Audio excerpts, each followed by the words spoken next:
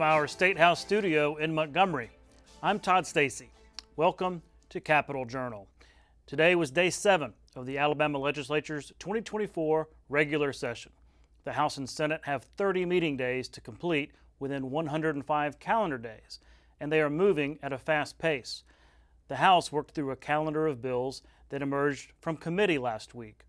One bill that saw a lot of debate has to do with local airport authorities. House Bill 87 from State Representative Chip Brown would allow Alabama's 96 public-use airports to enter into agreements with companies for public-private partnerships. Brown said the intent is to allow cash-strapped airports more access to needed revenue. A few lawmakers questioned the bill's effect on the Birmingham Shuttlesworth International Airport, but most agreed with the bill sponsor. It's no different than a public-private partnership. A good example would be the new State House we're doing with RSA. We're agreeing to lease that with RSA. Who's responsible for that? I mean, it's the end of the day that the airport authority it's going to be spelled out who's responsible. More than likely, it's going to be a separate entity altogether that you form to do that one operation. Whether it be, say, you build a parking deck and you don't have, the flip side of that would be to come up with $60 million to build a parking deck, and that's money that's taken out of operations, because every airport has to come up with 10 to 20% every single year for FAA matching funds. So this allows them to do that and provide better service to the consumer. That bill passed 98-2 and now goes to the Senate. The House also considered several bills that came through the Judiciary Committee having to do with changes to criminal law. House Bill 42 from State Representative Donna Givens would mandate life sentences for anyone convicted of human trafficking anyone under the age of 18. Dubbed the Sound of Freedom Act after the recent film about human trafficking, the bill originally called for the death penalty for such crimes, but the bill was amended after concerns were raised about Eighth Amendment implications. This bill, under existing law, trafficking in the first degree is a Class A felony, which is 20 years. So what this bill does is change it, as long as it's someone that is 18 years old or younger, to a mandatory life sentence for human trafficking. One thing we see a lot of, that the cost is undetermined, always undetermined. But by the time we get down to the budget, we may or may not have those funds, but we have already allocated that undetermined amount of money to be taken care of in the budget, and we don't have many avenues from which to get that money so that we can carry it out. So it could be a possibility that enforcement might be delayed. That bill passed unanimously and now goes to the Senate. The House passed 2 other notable judiciary bills. House Bill 81 from State Representative Alan Treadaway, which would make those convicted of sex crimes against minors ineligible for a pardon, and House Bill 78 from State Representative Phillip Ensler, which would create the crime of swatting. That's calling in a false report with the intent to have law enforcement show up at a residence or business to cause a disturbance. I'll speak with both these bill sponsors later in the show. Over in the Senate, what was supposed to be a non-controversial day broke down after legislation was introduced on the issue of diversity, equity, and inclusion.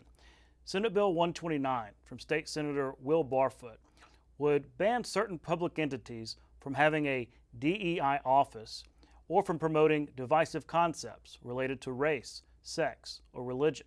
That would include K through public schools and higher education. The bill was not on the agenda for the Senate, but the simple introduction of it set off the Democratic leader who decried it as racist. Barfoot says the opposite is true. This is serious. This is a race of people we're talking about that you're trying to destroy. A whole race of people. And ain't nothing right about that. And we can't stand up here and let that happen. No, we cannot. You may not understand it. You may not even care. But yes, we see the end results of what's happening. I keep saying this, and you keep talking about it like it's some cameo thing. You don't know what it is to be black. My mother was a history teacher. She would not be for this bill if that was the effect of it, intent or not, and that is certainly not the intent. I don't believe that's the effect of the legislation. There is specific language in there that encourages and authorizes, continues to authorize the teaching of historically accurate history, and certainly I think that is a fabric of what has made Alabama, from a history standpoint, the good, the bad, and the ugly. The Senate also took time to mark the passing of a revered past member. Former State Senator Jack Biddle passed away last week. The longtime Gardendale lawmaker was 94. Most of you in this chamber knew Jack, and you know what a great guy he was, what a real talent he was, and I've never heard anybody making a bad comment about Jack Biddle. Jack could separate politics from humanity. And he had the courage that I've never seen at that time that a person exhibits. If Jack thought something was fair and he thought something was right, he stood for that. In Senate committee today, lawmakers sparred over a bill that sponsors say is intended to clarify gender roles and protect women's rights. Senate Bill 92 from State Senator April Weaver would define gender into state law and allow state and local entities to establish single-sex spaces and environments. Some Democrats on the committee pushed back, saying it would undermine the rights of trans individuals. I'm here today to introduce SB 92, which codifies the time-honored definitions of male, female, woman, man, boy, girl, mother, father, and sex. I am here today to stand for women's rights. What's important to acknowledge is that this bill, that there are only two sexes, male or female, and the term sex is objective and fixed. There is an attack on trans people across the board, but especially trans women. How does this piece of legislation put more food on the table for people in the state of Alabama? How does it raise wages for people in the state of Alabama? I mean, how does it impact, us getting new jobs and economic development in the state of Alabama? It didn't do anything. They have a boogie woman right now, and that's trans women. The comprehensive gambling proposal moved quickly through the House last week, but now that it's in the Senate, the plan is slowing down. Multiple Republican senators have expressed concerns about the proposal and said they need time to review it. Governor Kay Ivey, who supports the House plan, said she hopes senators would pass it without any changes. Well, illegal gaming in this state is absolutely rampant, and we've got to find a way to fix our broken system, but we've got to do it the right way. So the package of a bill that I'm supporting that passed the House and going to the Senate will address that issue, and I look forward to working with the senators as we did with the House members, and I fully support the package that passed the House, and I hope it stays that way. The capital city was met with big judicial news as the legislature returned today. The Alabama Supreme Court on Friday ruled that frozen embryos created during fertility treatments can be considered the same as children under state law. The decision was issued in a pair of wrongful death cases brought by couples who had frozen embryos destroyed in an accident at a fertility clinic.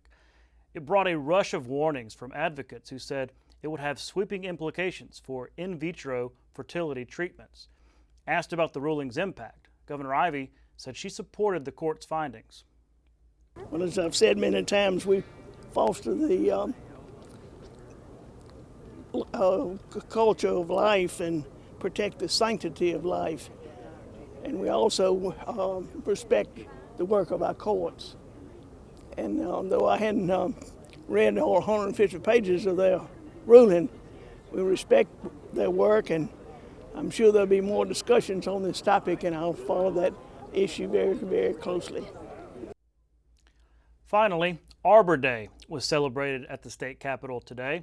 Governor Ivey was joined by students in an annual tradition, the ceremonial planting of a tree on the Capitol grounds. Today is the annual celebration of Arbor Day to recognize the importance of our timber and forest in our great state. And I appreciate all these young people entering the poster contest, 2,300 submissions. So Alabama's in good hands when it comes to protecting our trees, and we're proud to plant a tree here on the Capitol grounds. We'll be right back.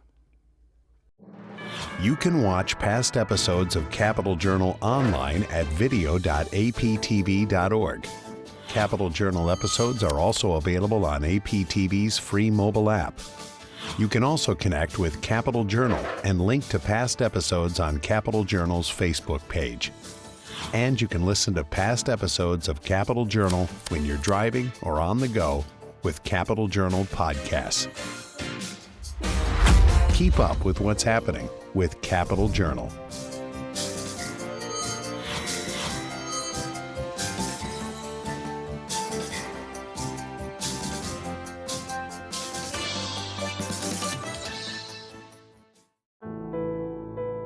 You're watching Alabama Public Television.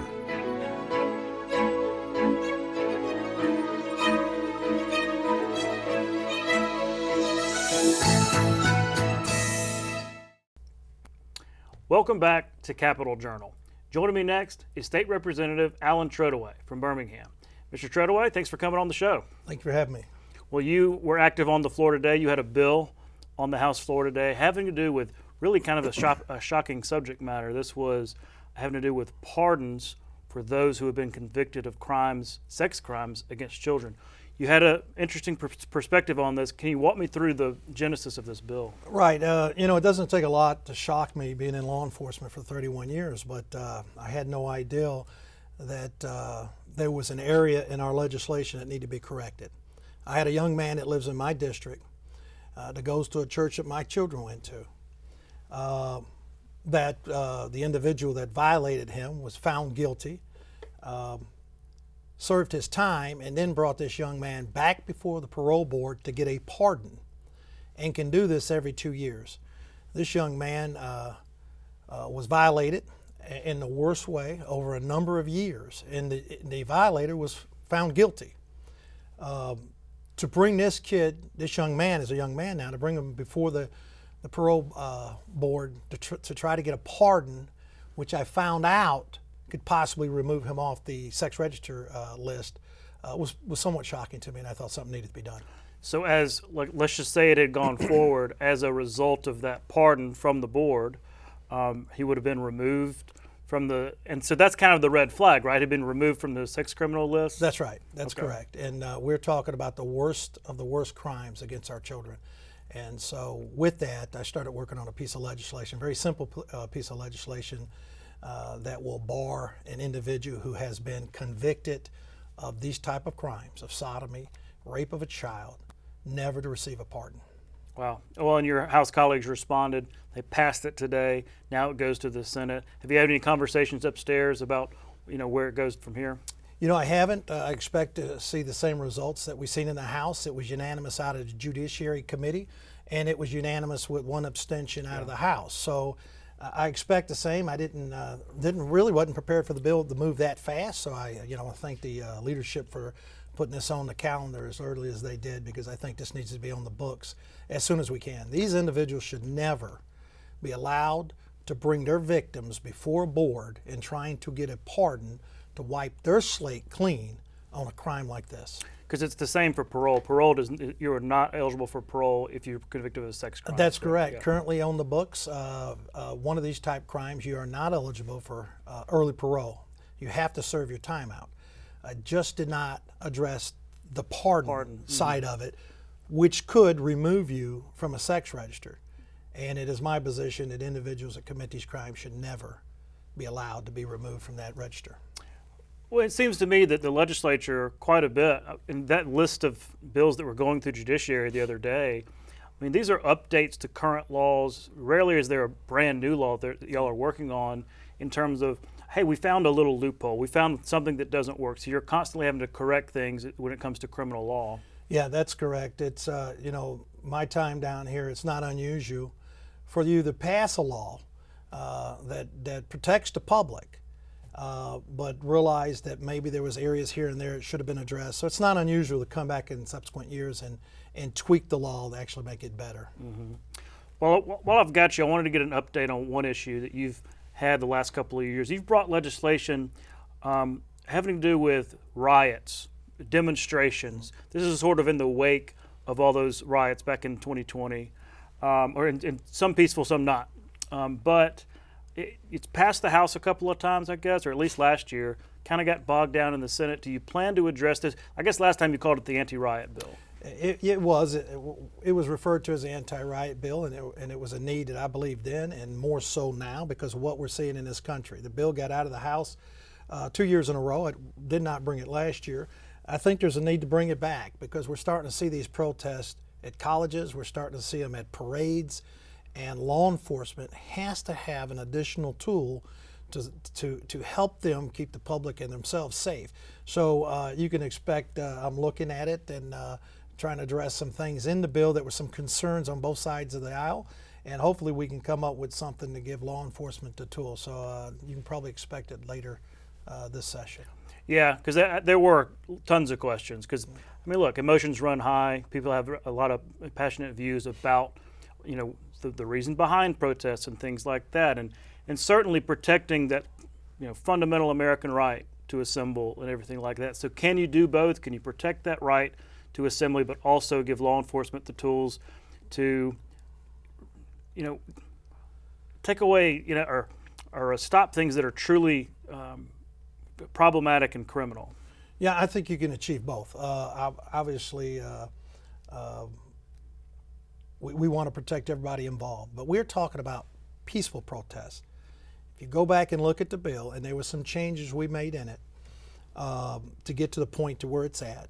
But if you look at the bill, it only kicks in when you start looting stores, setting them on fire, or assaulting public safety or other folks on the scene. That's the only time it kicks in. So no part of that's peaceful.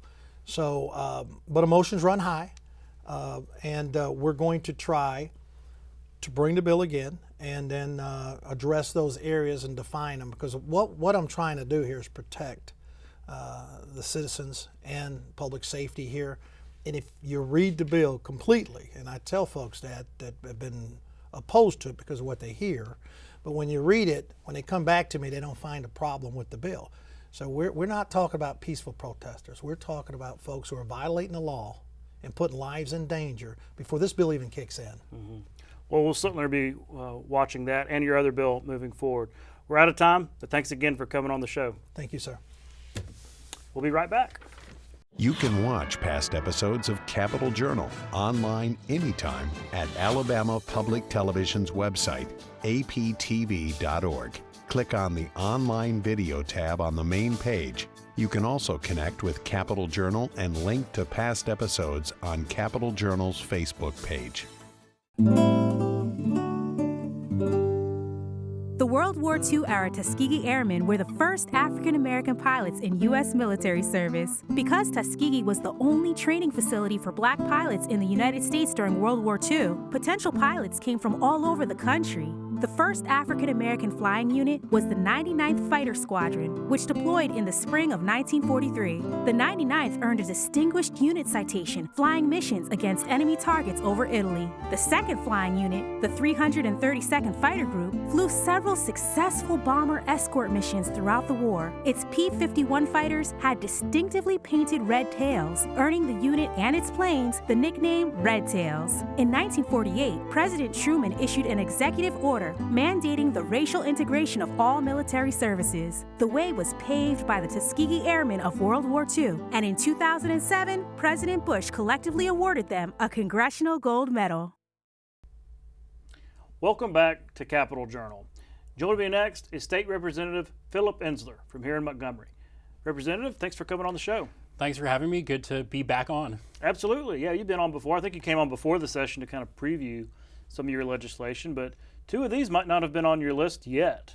The one that passed on the floor today, one of two that passed on the floor today, House Bill 78. This has to do with what's called swatting.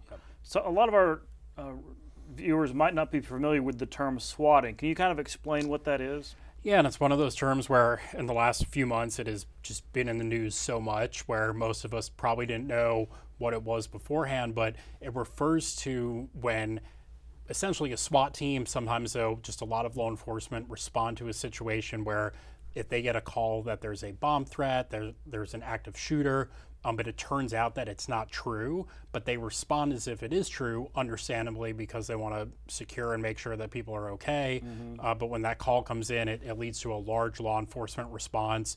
But the issue with it is that it's such a strain on their resources because they're having to show up, they're having to investigate, and often it's someone calling it in, not just as a funny prank, but really to elicit that kind of response. Yeah, and a disturbance, right? Because this happens to politicians, public officials, or just kind of celebrities or whomever that 40 or 50 law enforcement showing up at one place causes a big disruption and a big news story, really. It does, and it also instills a lot of trauma and fear in people. If they see law enforcement showing up and people start to panic, they run. So it really does create a public safety issue. It happened, and I've shared this many times, it happened in my own synagogue where on the Sabbath we were in there for services, and we came across an email that said there was a bomb inside. So of course we called 911, and it leads to them having to evacuate. It leads to people having to really take it seriously. But this has happened all over the state, to places of worship, to schools, hospitals, shopping places. The most recent was the Walmart in Pell City. So it's really touching a lot of aspects of life right now.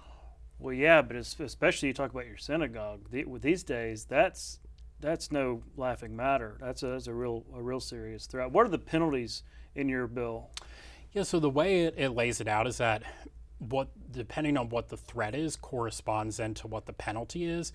So if the threat, or if someone calls something in that say is a Class B misdemeanor, they'll then get charged with a Class B misdemeanor. If they call in something though that's a Class A felony, they can get charged with a Class A felony.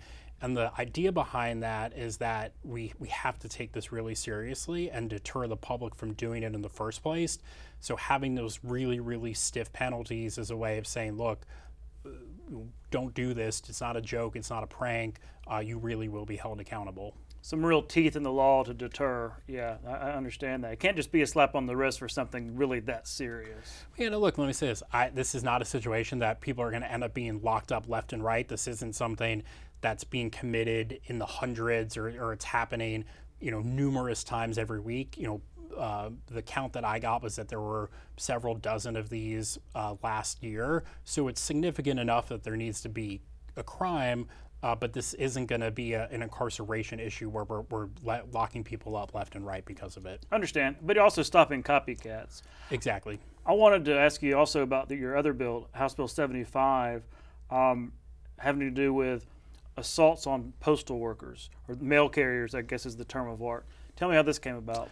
Yeah, so I've heard from, specifically it's it's postal workers, but then the letter carriers who are, what we refer to often as our mailman or mailwoman, who's out there delivering the mail to houses, to apartments. And I've heard from them, not just in Montgomery, but statewide and even throughout the country, they are increasingly facing assault when they're out on the job. Wow. And whether it's people that are angry that a certain piece of mail didn't come, that they were expecting, maybe they're home and they're having a bad day and they then see the postal worker, so they take out the anger in that way. It's all sorts of issues.